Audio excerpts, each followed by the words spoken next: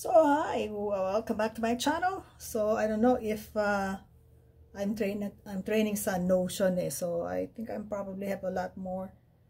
Siguro baka mapapalibilis na yung aking mga mapapalimit na siguro yung aking mga reaction, yung mga aking mga vlog ko. Lagi ko naman sinasabi, kaya lang minsan wala talaga akong time because I've been really busy. But anyway, disclaimer, okay? This channel is generally political reactions, okay? So, although meron akong mga reaction tungkol sa, let's say, P-pop industry, music industry, I am still coming not on the side of hindi bilang isang fan, kundi bilang isang kritiko, bilang isang tawag dito, kasi lahat yan may politics yan whether music, whether politics itself, business, it's something to do with it. So, disclaimer ko yan.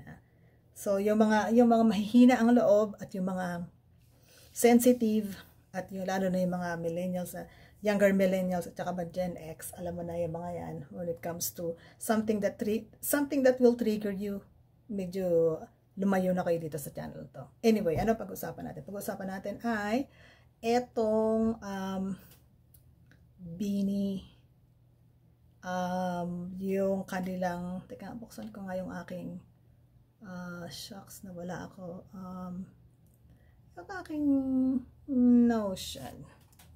So, ito nakikita ko to sa Facebook. Wala lang naman ako sa Twitter, but a lot of times dito sa Facebook. So, ito merong issue tungkol doon sa BINI concert tickets nga. Teka ha. Open nga natin to. Let us open this. Teka ha. Open. Okay. Well, anyway, so nakikita ko naman. So, yung daw, overpriced nga daw. Ang tickets, maraming nagrereklamo. Ang nagrereklamo, nag-aaway mismo yung mga fans. Hindi naman nag-aaway, meron silang argument. Nagbabalitaktakan sila mismo mga fans kasi maraming nagrereklamo, masyado nga daw overpriced. Well, what can I say?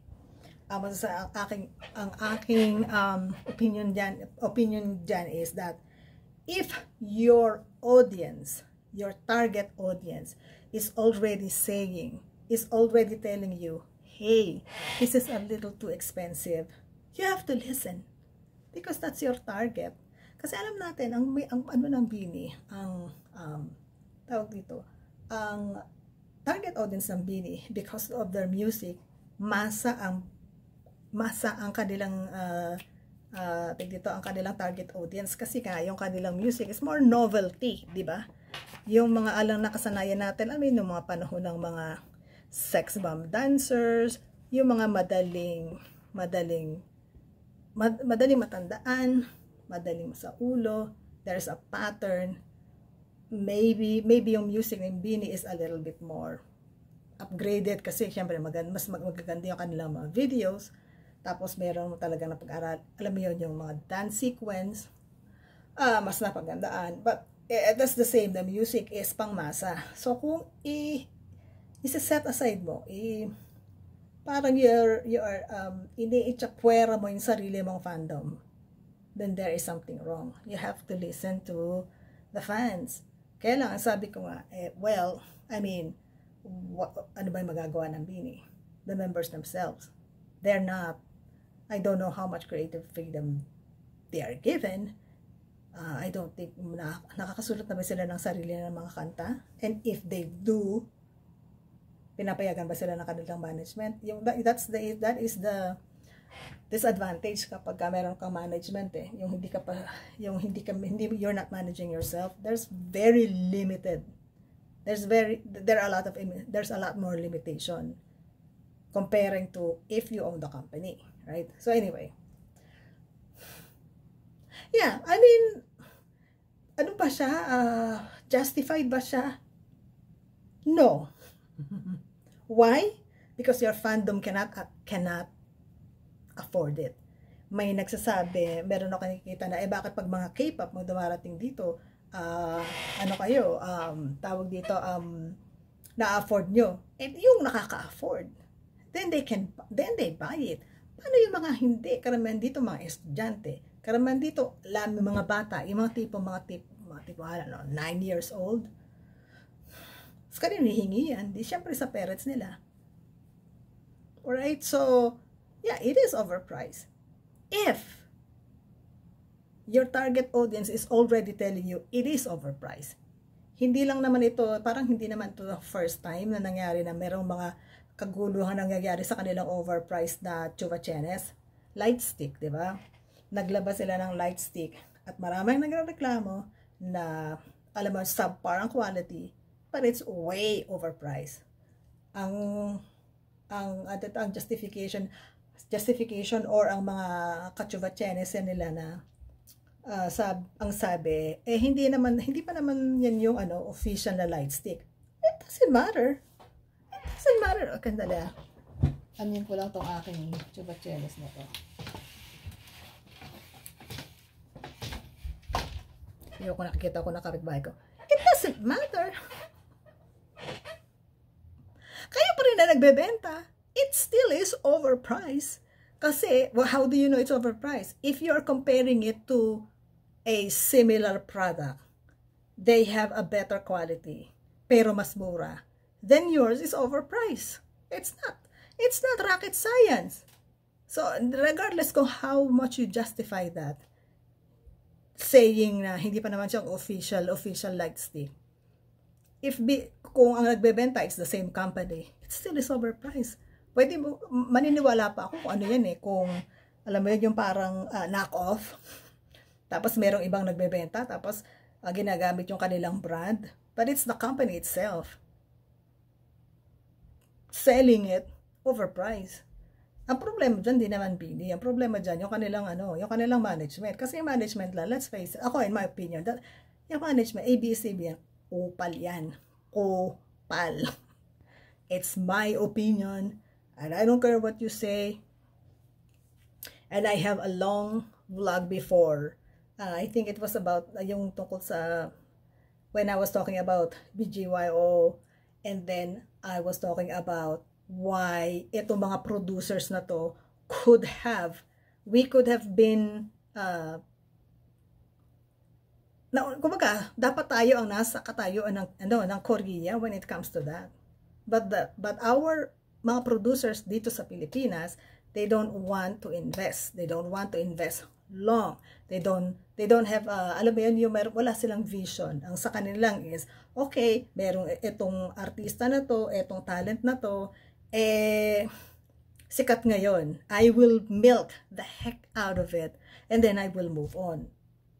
Kung i-compare mo yan sa, let's say, sa K-pop, tinitrain muna. And then sure, meron silang misgivings. Sure, meron dyang, tawag dito, merong, nagtitake advantage sila. But as a whole, but as a company, no, not a company, but as a country, they have made K-pop something of its own, which is very, madidistinguish mo ang K-pop apart from, let's say, J-pop or the American pop. It is its own thing. We miss that boat. Dahil katulad tong mga producers na to, they don't really care about their talents. You know what? I won't be surprised. Wala naman silang long-term plan dito sa Bini. They will just melt the heck out of it, and then they move on. Sabi sabi niya, pabayaan natin kasi kapag sila ay naging self-managed na rin sila.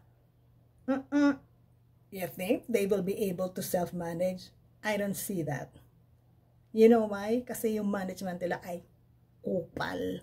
Management nila kupal. I will give you an example. Etong si Daryl Ong, di ba?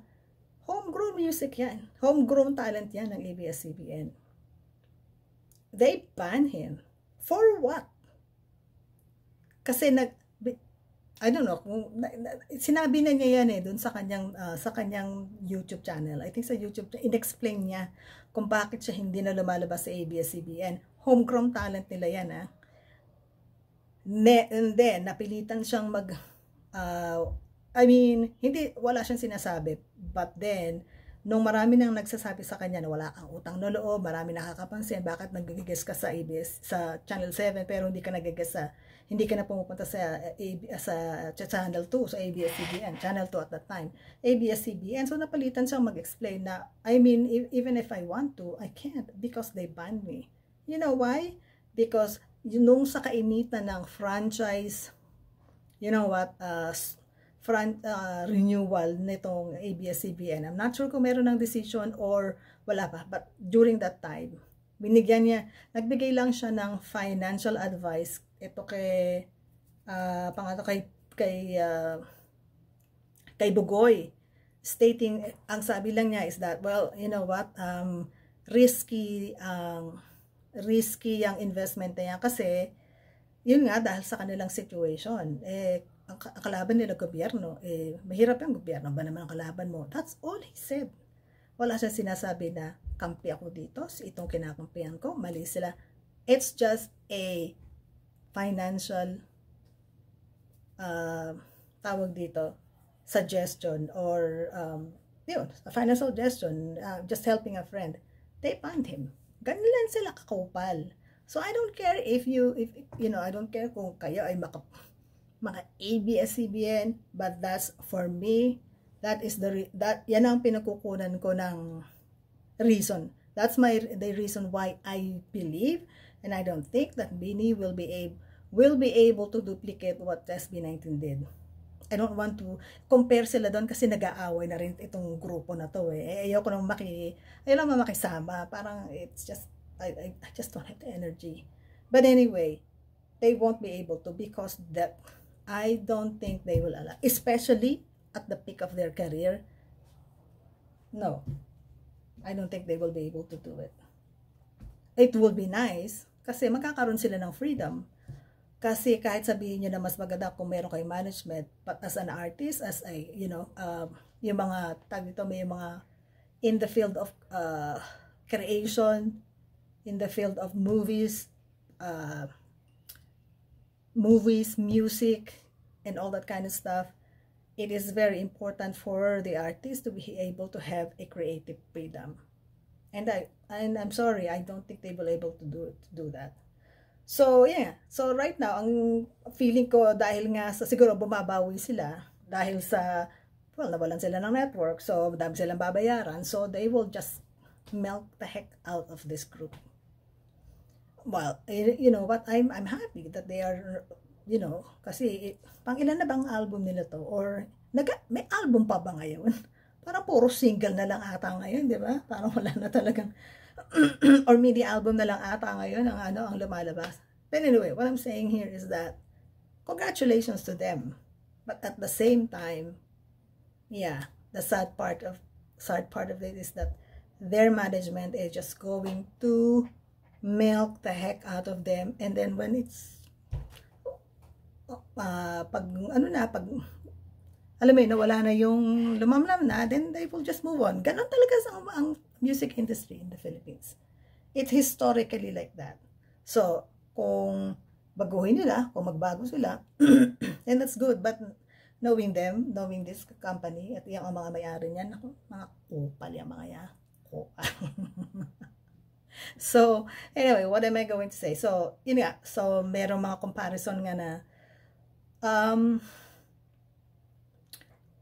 I'm just gonna talk about it kasi hindi ko maintindihan kung ano yung comparison sa kanilang dalawa kasi these are two different groups.